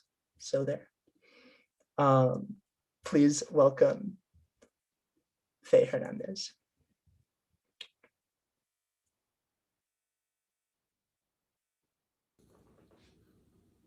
Hi everyone, I'm Fei Hernandez. I'm happy to be here even though just virtually. I'm so sad that I'm missing out on this event and being there with all of you amazing poets. But I'm here, alas. The question at hand is asking us to consider thresholds where we are in our own lives, in our own writings in regards to thresholds. And I think, I know that there are many thresholds that I feel like I am pretty much stepping into as a writer, no pun intended. Firstly, I think I have always tried to be a perfectionist as someone who didn't study in academia, as someone who wasn't legitimized in the traditional forms and so I think I had to pretty much internalize this need to be perfect to, start and end poems in a particular way, or, to follow form, even if it was broken from other poets and things like that. And what I'm doing now, the threshold I'm crossing is, when is poetry a gift for me again? And I'm saying this because it was taught to me by my mentor, Aleysha Wise, which is here with us today. And that really pivoted my whole life. When she asked me, how is poetry serving you? I realized that for a long time, poetry was my form of just screaming. It was my picket sign. It was me blocking freeways, angry, and it was for my people. It was to immortalize us, to make us relevant, to exist in history. And I realized that along the way, I lost something. I lost myself. And so, that's a threshold I am currently trying to walk through. What does the work mean to me? Today, I'll be reading some of the new poems that I feel have been grounding for me, centering for me, cathartic for me, as it pertains to calling in my community and calling in myself, calling in my spirit. Specifically in my work, the thresholds that I'm currently working through is, I think, allowing my content to not be so, I'm always very controlling. I'm very controlling about what comes out, what is said, how it's received. As someone who's just very cognizant of their positionality, as someone who's walking with cognizance of my skin, cognizance of how I'm received, cognizance of being a once undocumented person who is now a naturalized citizen, as now a person that is trans, that is non-binary. And I feel like I started tiptoeing around myself. And like I mentioned earlier, I've been trying to write more for myself in a way that reaches my peoples, obviously, but in a way that's more genuine and authentic to my voice, my random, loud ass, kind of dorky, but then tender, soft bitch vibe. I've talked enough. Thank you all for having me again. I'll be reading some poems now. I hope you enjoy them. The first poem that I'm reading is titled Our Moon Calling. Cry and your moon will follow, your moon big, your moon bloody, big moon, horned moon, your moon strut, your moon woman, your moon man, your moon hungry, your moon taking care of the children, your cousin Vic in heaven, your little sisters, your whole ass life, your moon, remember Camila, how she said we'd write for TV together, how she a whole ass main character in heaven right now, her whole sitcom playing. Your moon 5th degrees with every planet, your moon crazy. Your moon Cancer, this moon in Aries got me cutting people off that I never wanted to try anyways. Your moon an alien bitch. Your moon a kid playing with Joshua and Oscar in a field. Your moon learn how to be a friend again. Your moon horny. Your moon wants the sun to hold me from the back, eclipse me into surrender, into you got my back. Like, you ain't taking my magic lightly, like, Our magic together make Horus and Isis happy. My moon eye roll. My moon don't take no shit. My moon tell you what to do. My moon tell you when to tie your boat at a port, cause I'll swallow a bitch. My moon perfect and it's broken and it's chipped. My moon generous. My moon a mother, a father. My moon watching my grandparents while they alone in the hospital after death tried to take them. My moon angry. Don't tempt me. I will flip my switchblade. My moon ain't living anxious. My moon dugging to the kitchen for cookies. My moon working out. My moon starving. Hunger keeps her going. My moon me.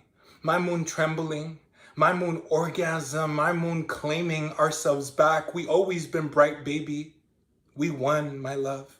We Mary Magdalene and Mary crying at the crucifixion of our trans sisters. We be makeshifting exits out the chaos. We moon. We moon virgins. We moon kinky experts. We the ocean tides with Yemaya. Oshun are mad because we chose the ocean and not the river. She still shows up anyways. We are peaceful moon. We all theater people on a stage, our people below singing and dancing, and we all alive. We mooning around, we moon full as fuck. We moon in orbit, in family, with all our siblings and nibblings, with all our trans children, with all our people. Our moon, our people kind. Our people extend a hand even when they don't got spare change. Our people loud and neck roll and big haired and straight haired and braids and baldies. Our people do they edges, speak and smack. Our people speak in colonized tongues like Spanish and English. Our people speak gibberish. Our people funny. Our people know how to suck the marrow dry from all dead things. Our people alive. Our people everyday artisans, storytellers, dramatic ass poets. Our people accountable. Our people know when they fucked up and don't run. Our people don't leave you hanging. Our people try to language even when they pain. Even when they're in pain. Our people street smart, immigrant smart. Our people black. Our people beautiful and brown and indigenous. Our people Asian. Our people sometimes fuck up. Our people forgive and hold and listen intently. Our people angry and don't forgive. Our people hold bricks in the air. Our people burn down nations that don't work to let the seeds germinate back into the new world. Our people strong. Our people the majority. We ain't never been small. Our people hold joy as much as grief. Our people do what the fuck they want. Our people, not just one kind of people. Our people complex and nuanced. Our people know their place. Our people use their privilege to help others. Our people know what's up. Our people healing. Our people praying to the moon, to ourselves, to each other. Our people Aleysha and Chunky and my mom who never left us by the roadside. Our people Nikki and Jan and Lisa. Our people my sisters Jazz and Julie. Our people who choose to leave. Our people who chose to leave us anyways, because our people never stopped loving. The friends gone, the lovers gone. The lover's gone, the opportunity's gone. Our people stay even in spirit. Our people get cords to all their...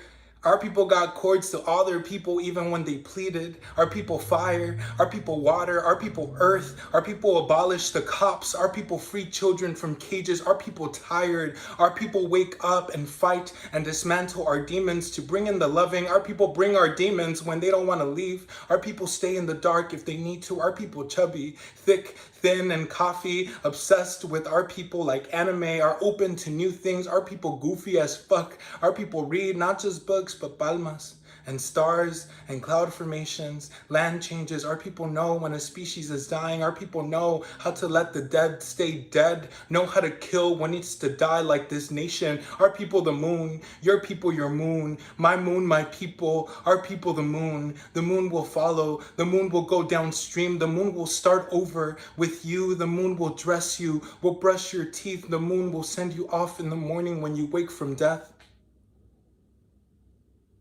Thank you for listening.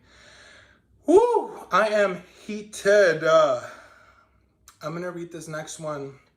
Wow, that was the first time I read this piece. I hope y'all enjoy it. Yeah, I'm shaking. This one's titled Write Yourself Out, which was also a prompt that Aleysha gave me in one of our one-on-one sessions, so. It is in times of your own tragedies that you realize how many times you've stopped time for others while they gathered themselves. How in this moment where you stopped time, you also fed them, cleaned their house when they couldn't, monitored their vitals, You were spirit, doctor, and superhero all in one. This is where you realize how big you are, how the sun lives in you casually, how anything you materialize is but an extension of what you were once without a body to limit you. You realize how loving you are, how capable you are of taming your own Olympic fire. Come the paramedics, while they somersault your grandma onto a levee with a broken hip, while your grandpa lies on the floor after knocking her over because he lost consciousness, you see how capable you are to maintain calm where the chaos ensues. You realize you can respect your boundaries, how you don't further pity yourself by reaching out to the same people you once stopped time for to see maybe, just maybe, if they'll return the magic, but you already know they won't. And so you extend yourself on the grass of your imagination and give thanks to the family you do have, your sister holding your grandmother's head on the floor, your uncle nervous, becoming a child at the sight of his broken mother, your other sister arguing with the 911 operators. You brush the grass to feel alive. You become grateful to the friends at our family and the way they stop time for you. A text after text asking how your vitals are, because I'm not unsupported. Even when I wished I'd be supported in a different way, curated fashion, but alas, you love and love and love, and you let go of all the things you thought you were once, an overthinker, a person who needs to conclude conversations, especially when I'm telling the story and it gets cut off. You forget you care to hold on to people like tightrope and fear that you'll be abandoned again, dropped from such beautiful heights. You send off the butterflies of lovelessness into the night sky because you no longer care to grow farms of butterflies because that's not right. Grief just comes and goes like monarchs. Ain't nobody but God. I mean the sun telling them what to do. I am a monarch listening to the extent of God. I want sex because I want to unfurl the secrets within me. I want to know myself better. I want to be held from the back, kissed from the neck. I want to be reached for, my hand held tight like a child, embraced. I want my booty ate. I want to fuck my lover and turn over and drink coffee and write poetry while lying naked on white sheets, while my lover smiles and my lover wants to be here and my lover stays. All this while my grandparents get carried into the red and blue lights. The world outside a witness, and I'm inside myself looking from my windows, peeking from behind the blinds. My lover drags me back, tells me God is there to handle it. He spins me and we dance without music and we're kids again, playing in fields of poppies, moths scattering their dizzy routes in the sky in front of us, and we'll laugh, wide-smiled, and I'll realize that the full extent of me has always been obtainable in the now, when I'm not tense, when I'm not seeking the pieces to fit. I don't care to wrap up my story up nicely anymore. I actually don't want to know the end. I want to live it and be the full extent of my choices, whatever I decide to choose. And I hope my grandparents, the only parents I ever had, in the morning and at night, to make it out of the hospital less broken, more conscious, because I want them to hold my children in their arms. Please, God. Thank you. Ooh. Thank you for holding that. I appreciate it. This is awkward. I feel like I'm talking to a screen, but I'm trying to channel myself and being there in spirit with you all. I want to read you all this other poem. These are all like from yesterday and today. I want to feed my people, stuff them while I slow sizzle on the last twig of firewood. You can't tell me this ain't a way to love. Everyone's always like, make sure you're 10 logs full before you can give anyone warmth. My grandmothers ain't teach me to love like that. They said, you eat first. Stuff your face until you feel you can make it to witness the next generation. We'll hold our hunger till tomorrow. Don't worry, they said. We know you're stealing cornmeal and selling it by the pound at the corner store to buy candy, but we won't say anything. My great-grandmother cut into a log one day. On Jesus' resurrection day, she sliced through the heart of the log and blood. So much blood, Jesus' blood, hungry blood. There was no animal inside blood, a sign from above blood, an omen kind of blood. And since then, the mother in the family starved, therefore me. Therefore our dreams are about food.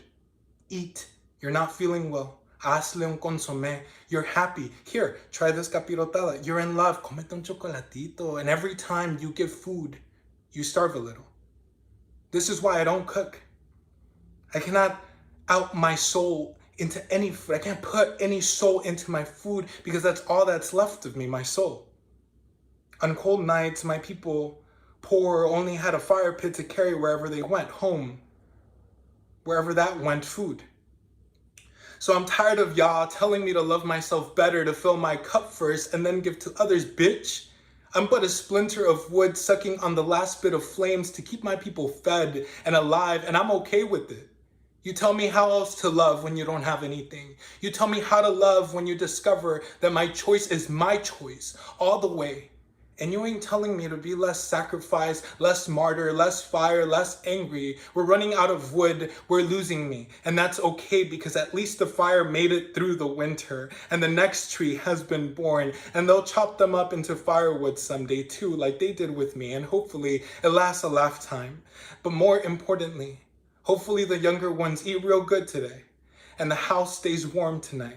And they can eat a big-ass delicious meal of peanuts and oranges that gets them through. Thank you. One last one that I'll be reading today is this one. It's, I don't know, spirits told me it's a little bit of a land acknowledgement, or a lot of land acknowledgement, so if we haven't already, I want to grace all the peoples whose lands we're on and all the people that are with us, our respective ancestors and peoples that show up with us strong. Creation myth people. Instead of being known as the nothing people or the we are invisible, leave us alone people, we have become the papaya people, the brimming with black seeds people, the spilled Milky Way people, the big-haired people that make creation myths for every solar return. We are the tire rubble sandal people, the runner people. But this time, instead of running into the hills for shelter, we run across the blurred state lines as a one people, as a free people. We are still the children of the sun and moon people, but here we know ourselves as the wane and crescent people who lift river tides with our hands. We are the cosecha people, the guitar people, the forest people of cackle and snap, who snap the necks of peanut shells and chickens alike. We are the sing until it hurts people. We are the giant great-eyed people, the short mystic people. Here we are no longer the alien people who leave sigils behind in desert stones. We are the word people, the desert people, the mountain people, the plains people, the world people, the plátanos macho people, the copper people, the green lightning people. The land stretches bountifully, so we are no longer the lift yourself up by the bootstrap people. We are no longer the back people carrying their whole life across their shoulder. We are the bone people, the suck the marrow out of everything people, the live no matter what people. We are the prism people, not the prison people. We are the skin people. We are the hands people. We are always holding, always holding, always holding. We are the always holding people, the laughter people, the bite into fresh sandia people, the smile people, the always playing people, we playing people, the eternal people, the eternal people. Thank you. Whew. Thank y'all for having me. Let me show y'all my look real quick. I look dumb cute. One last thing before I go, I want to leave y'all with a quick little writing exercise. And the writing exercise goes like this.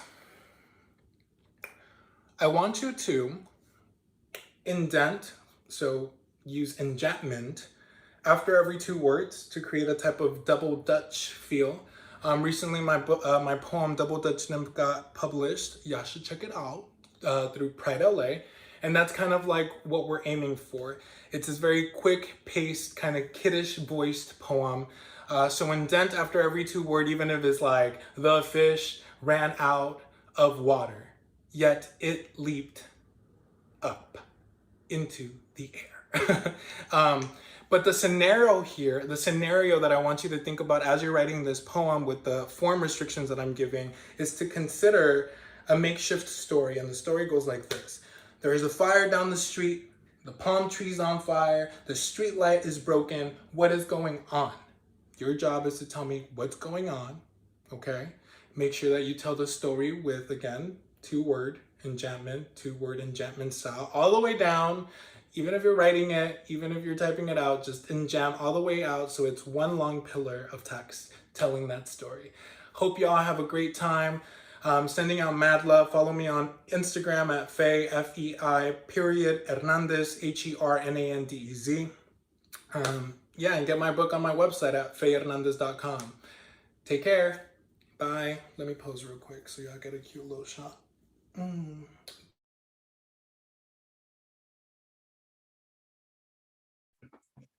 Thank you, Faye. And we're back.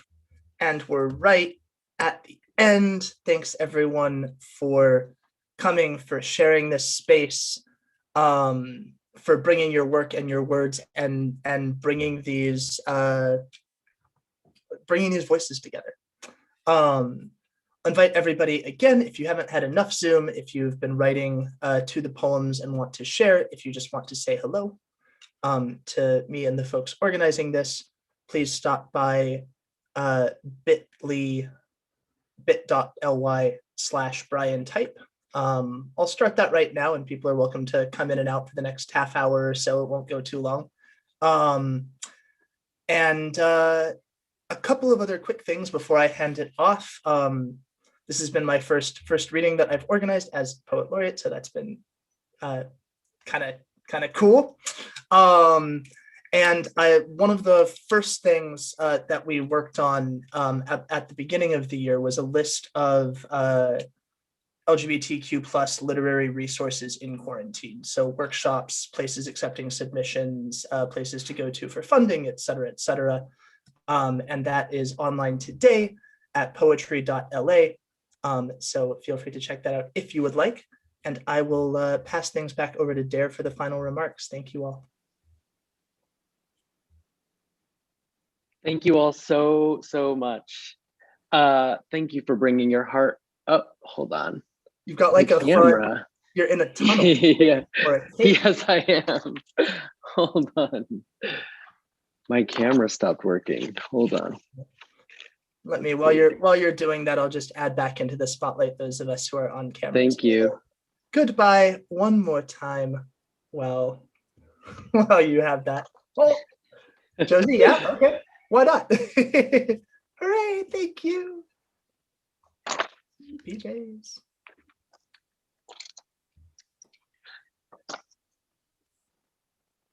How's the camera work going there? We can take it out just, oh, there you are. Hello. Thank you so much, everyone, for bringing your heart and your fire and your words. We just want to remind everyone that links to book sales will be in the chat, and we encourage you to support your local brick and mortar bookstores, including Book Soup, or online, including bookshop.org. Links to purchase books are also in the YouTube chat and the YouTube pages. WeHo Reads is a celebrated literary series presenting new and noteworthy authors of interest to the West Hollywood community. WeHo Reads is presented by the City of West Hollywood Arts Division. And for more details on full program and events coming up, please visit weho.org/WeHo Reads. And as a reminder, please join us at the after party. Link is in the chat. Thank you so much, everyone, for being here. It was great to hear you and see you. Bye, everyone.